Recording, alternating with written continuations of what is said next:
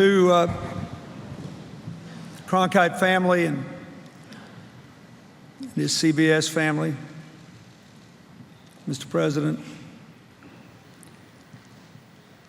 I think it says a lot about what Walter Cronkite meant to all of us that on one of the most important days in his young presidency and a very important day in our nation's life, President Obama, when he has this big speech tonight, still came to New York to honor Walter Cronkite. We thank you.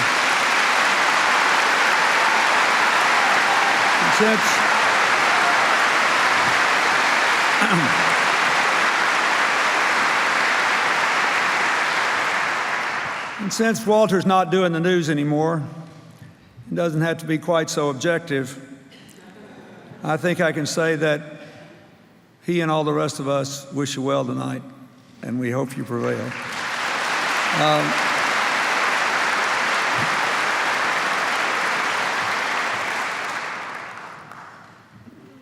I had a very unusual perspective on all this. I was just a high school kid in Arkansas who'd had a TV for less than, 5 years, I think, when Walter Cronkite started doing the evening news. And I have to confess, my mother liked Huntley and Brinkley.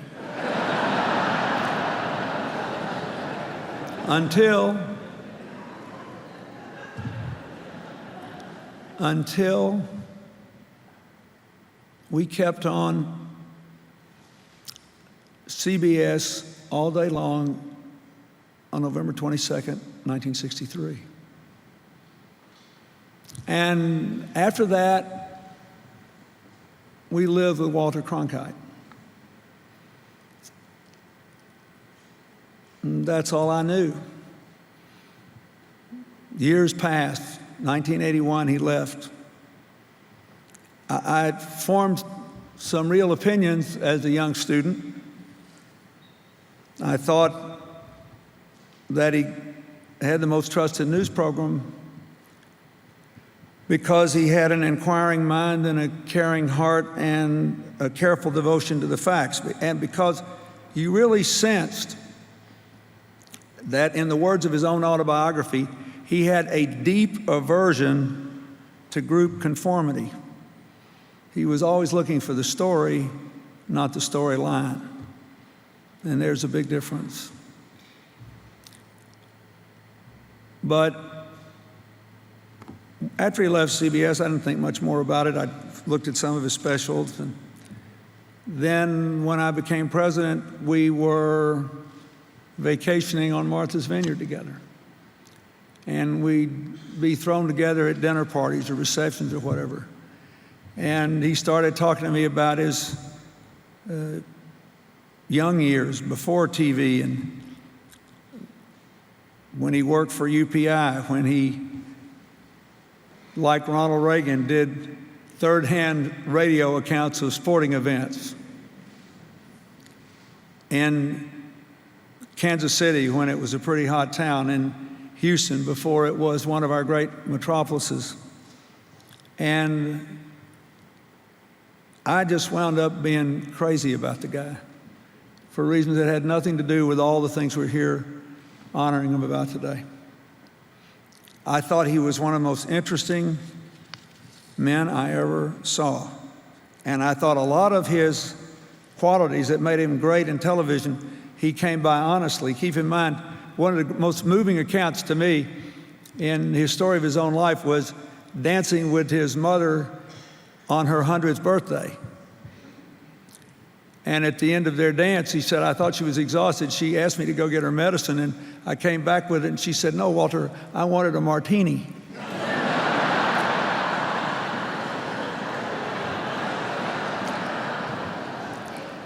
So that's the guy I got to know. And we continued to see each other after I left the White House. We'd be thrown together at first one event and another. But I thought he was an astonishing man. I liked his inquiring mind and his caring heart. And He did something for my family that was so simple. And even now, it's hard for me to talk about. But in a very tumultuous summer in our personal lives, 1998, we were up on Martha's Vineyard, and Walter Cronkite picked up the phone and he said, "Betsy and I want you to go sailing with us. You and Hillary and Chelsea, we'll just go out and sail around." He said, "Somebody might take a picture of it, but so what?" I'll never forget that. At the time, I could have done with a picture with Walter Cronkite.